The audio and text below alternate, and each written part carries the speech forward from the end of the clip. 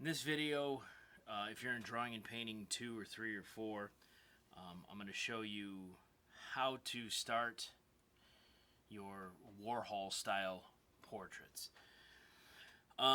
So in the end, you're going to have 4 of the exact same image, and it's going to be a set of monochromatic colors, so the same color but just lighter and darker values. You're going to have a set of complementary colors, so colors that are across from each other on the color wheel, a set of analogous colors, so two colors that are next to each other on the color wheel, and then black and white or white and black, whatever. So this is what the final, kind of what the final piece is going to be, depending on how big of a board you're using and how big your image is. So to start this, what you'll need is you'll need a reference picture. You'll need some tracing paper, and you'll need some carbon paper. Now, we should have made this in class. If we didn't, and I didn't provide any to you, see me, because you're going to need this at some point to transfer your image. So step 1 is to take this image of Abraham Lincoln. I'm going to zoom in a little bit. And I've got some gray values in here. I have to reduce this picture to either positive space or negative space shapes. So again, going back to this, you can see that it's the areas that aren't black are white. There is no gray, there's no blending, there's no nothing. It's just hard lines separating the positive space from the negative space. Now, Microsoft Word will do this for you. The only trouble with that is Microsoft Word doesn't know that it's looking at a person, isn't worried about a person, it's just looking at the value. So you, as the artist, have to kind of figure out what shapes you keep in, what shapes you omit, and your tolerance might be different as you work across a piece. So actually, before I do this,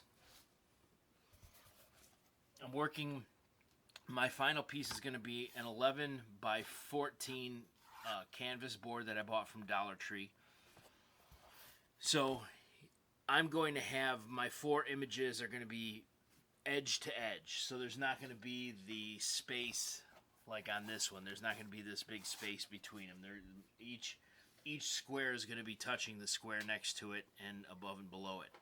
So since this is 11 by 14, that means this needs to be half that size. So half of actually needs to be a quarter of that size. So I need to cut those measurements in half. So half of 11 is 5.5, and then half of 14 is 7. So this is going to be 5.5, and I'm a little bit shy on these sides, which is not a problem because I can make his jacket. I can invent the rest of that edge. It's not hard to imagine where the rest of his jacket would be. But then this is just about dead on 7 inches. So it's 7 inches this way, a little bit shorter than 5.5, but I'm going to make it work. So like I said, the next step now is to go through and pick out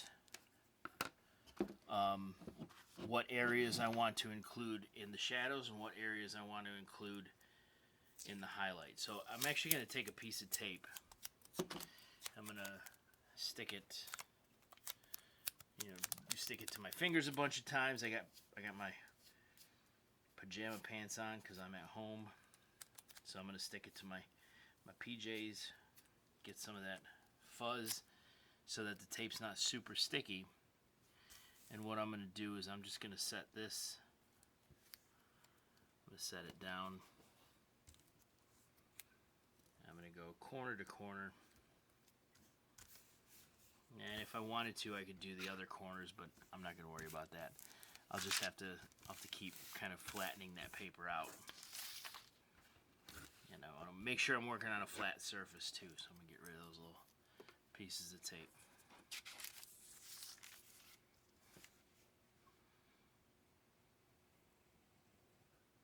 So now I'm just going around, and I'm gonna, like, over here, I'm gonna want this to look like his eye. So I have to decide this gray value over here, what do I want to include and what do I want to exclude. I think I want this little bit that's underneath his eye. I think I want that.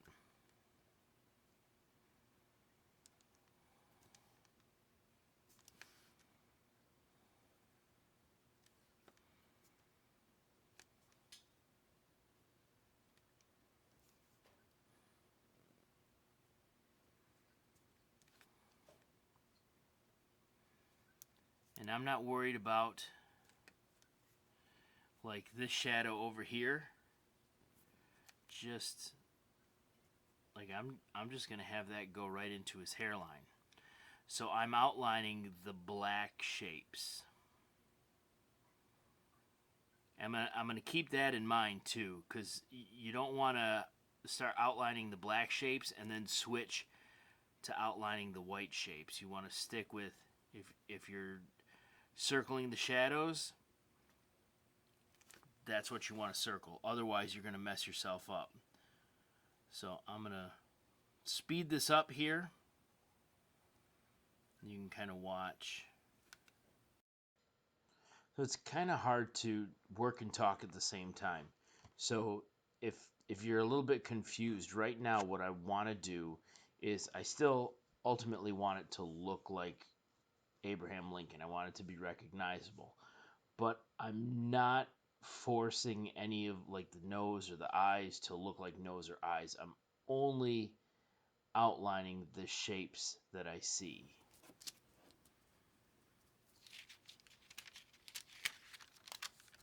So now that I'm done and I've got it traced, like it looks kind of janky. Like it doesn't really look like anybody. I'll put it on a white background so you can see. So if you end up here and you're like, I'm not sure about this, what you can do is you can take a Sharpie and you can color in all the black areas, and then that'll show you what it's going to look like actually when you do your black and white copy. So I'm not going to do that actually. Yeah, you know what? I am going to do that. So I'll fast forward it again. Again, going back and listening to this, I realize that some of my instructions might be confusing. It's because it's really, really difficult to instruct and also try to think about problem solving this project as I'm working my way through it. So at this point, with the line drawing that I have, as I color this in, you'll actually see, especially in the mouth area, where it kind of really starts to take shape and really starts to look like a face. So before I colored it in with Sharpie, it kind of did resemble a face already. But you can really see, like I said, especially in the nose and mouth area, how when I get the black Sharpie contrasting with the white of the paper, how it really makes the face show up. So that's it. Now, yeah, something happened in here. I don't know if I'll have to go back and watch this video, but I don't know if I missed over a line. I don't know if you caught that as I was doing it, or if I started to draw a shape and I didn't fill that shape in. But I did identify this highlight here, but I didn't.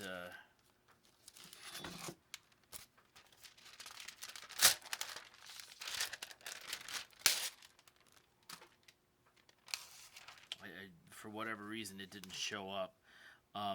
Actually, what I'm gonna do. So this is fine. This will work, but actually, this bothers me that it doesn't. There's not enough here that it reads like a bow tie.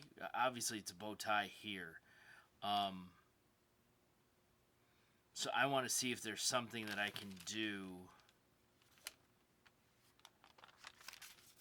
So I'm going to redo, basically I'm just going to redo this shape here. Even though I actually end up not using the second one that I'm doing here, it's always nice to have options and to know that in the end, even though I go with the original, knowing that uh, even if I hadn't made that mistake, it wouldn't have made a difference in the end. So having options is better than not having options and being stuck with, something that you might not have been happy with.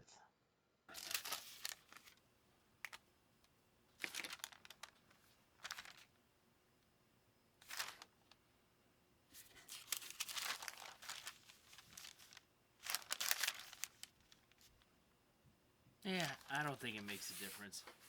So, I mean, I would always suggest that if you're not sure, try it out and see. So, yeah, I did that, but I'm not going to use it. I'm going to stick to this one for two reasons. Number one, I don't think this looks like neither one of these significantly look like a bow tie. So I don't think this one looks any more like a bow tie than this one. I think this one's a little bit more interesting with the shape, but I'm going to be painting this, so I kind of want a simple shape. So if this doesn't enhance that, then why am I going to make my life more difficult? So now I am going to lightly draw a line down the center of my canvas and then across the middle. So it's a 14 inch. So I'm going to make my mark. Half of 14 is 7. So I'm going to make that mark there. And here.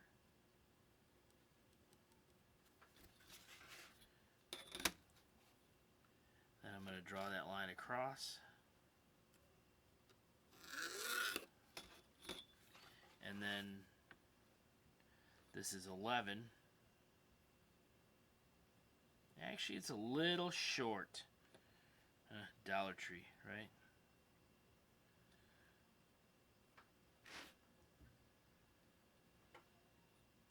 So I've got it hanging off by, let's see, put this so you can see. So you can't see because it's not zoomed in enough, but I've actually got the zero.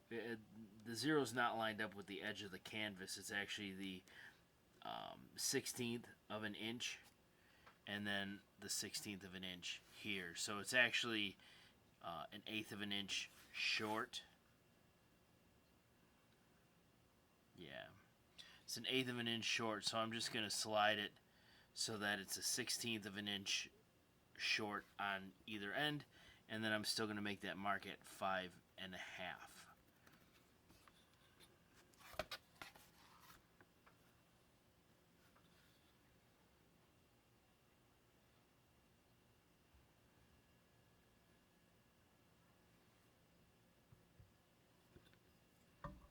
Ouch. Just bumped my head.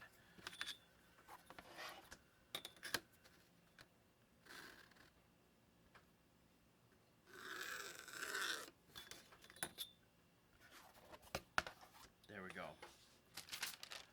So now Honest Abe will fit. And actually what I'm going to do now is I'm going to reuse that tape because I don't want it to be too sticky.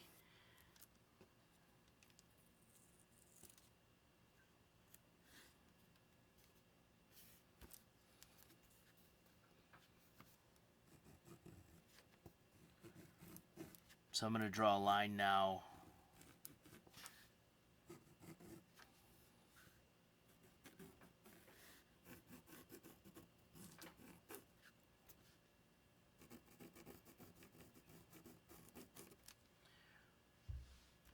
I'll use those to guide my placement.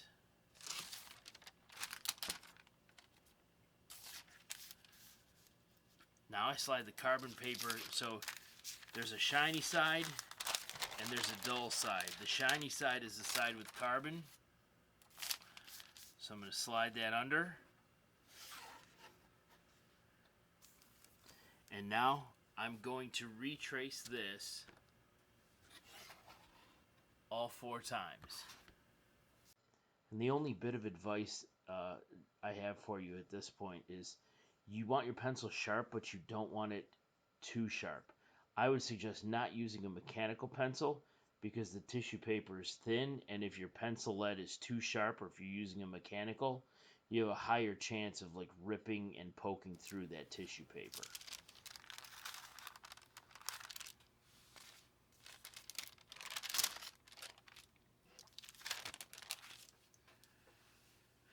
So that's what it looks like. I'm going to erase that. And I'm just going to double check to make sure I got all of my information, and I think I do. And then, like I said, I'm going to stop the video, and then when I come back, I'm going to have all 4 of these done exactly the same way. So just to show you before I get to that, I'm going to use these lines that I drew when I lined this one up. I'm going to use those to guide my placement on the rest of these. And I'm just going to reuse this tape because it's already seasoned, and it's not gonna wreck my canvas. It's not gonna pull anything up. It's not gonna destroy anything because it's already unstickied it. So, like I said, I'm gonna finish tracing these, and then I'll show you the painting process.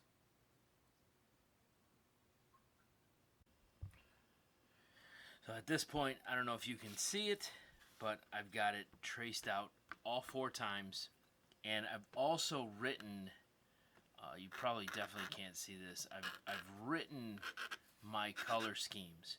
So I don't care how you arrange the 4 things. So again, the 4 that you have to do, you have to have complementary, analogous, monochromatic, and black and white.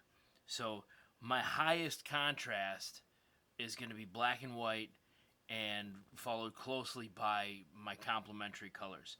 So I'm organizing my 4. I'm putting those on the bottom, and then I'm going to put my more harmonious colors, my purple and blue. So that's my analogous combo right there, and then I'm going to do a dark green and a light green up in this top right one. So I'm sticking with cool colors, and then I'm putting my more contrasting colors towards the bottom.